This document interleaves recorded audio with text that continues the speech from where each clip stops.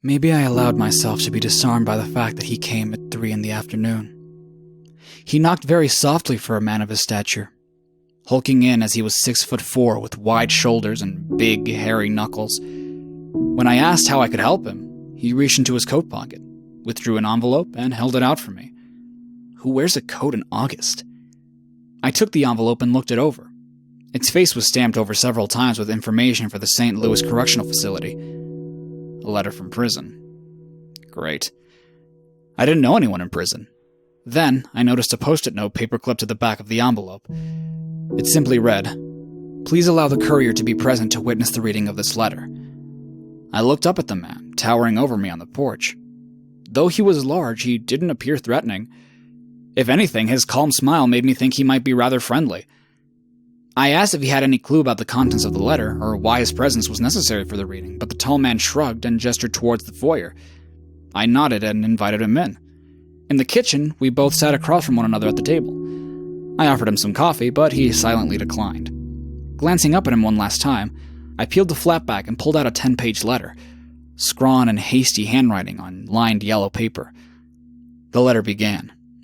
"You don't know me. You likely will never meet me. I'm on death row in the St. Louis Correctional Facility.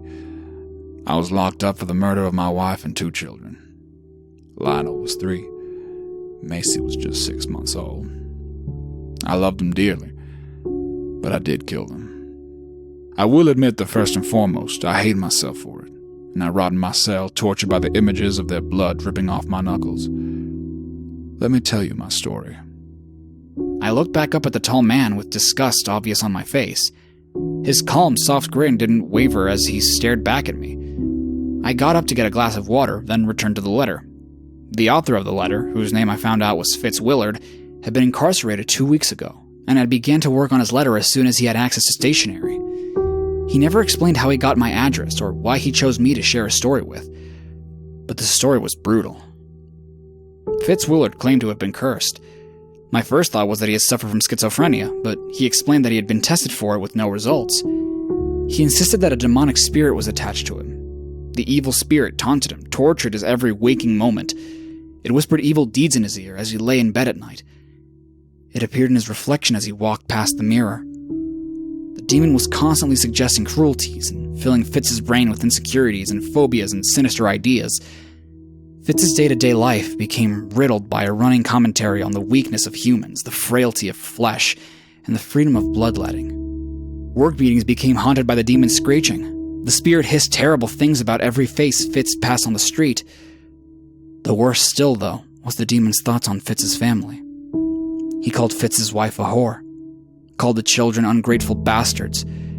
The demon told Fitz that his family didn't appreciate him, that his wife was cheating on him, that his children couldn't stand to be around him, that Fitz would never provide enough for them, that their house was a sty, that their clothes were rags, that everything that Fitz had worked towards his whole life was a mediocre joke at best. For 10 pages, Fitz Willard recounted the madness that crept into his psyche, the nightmare that woke him dozens of times a night.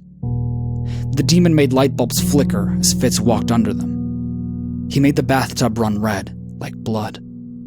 Flies gathered on the mirrors, and the demon's suggestions became more and more furious. They became demands, threats even, until one day Fitz caved in the skulls of his 2 infant children with his bare fists before strangling his wife of 8 years so hard that he fractured the vertebrae in her neck before she finally asphyxiated. That's how he ended the first letter. The tall man stood and nodded to me in silence. Then I let him out the front door. Needless to say, I was shaken. Why would someone decide to share such a terrible story with me? Day 2. The tall man stood on my porch again, at 3 in the afternoon, and when I answered, he handed me the second letter.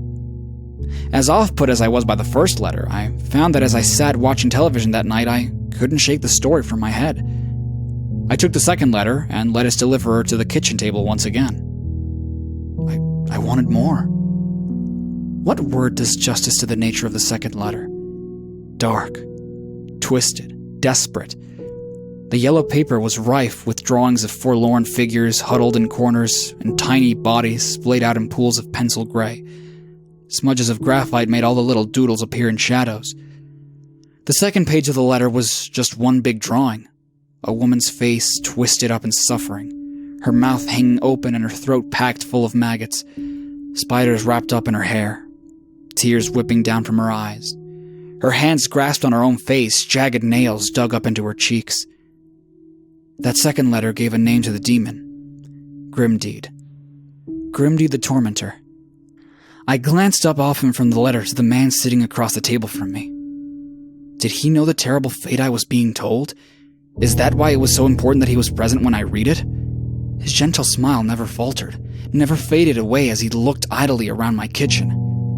Fitz elaborated on his descent into madness, about the tearful call he made to 911 as he stood over the lifeless bodies of his family. He talked about the trial and how, even in the courtroom, Grimdeed sat behind him at the defendant's table and spoke curses about everyone present. Grimdeed demanded that Fitz try for the bailiff's gun at the conclusion of the trial, and Fitz did. This led to a brief beating.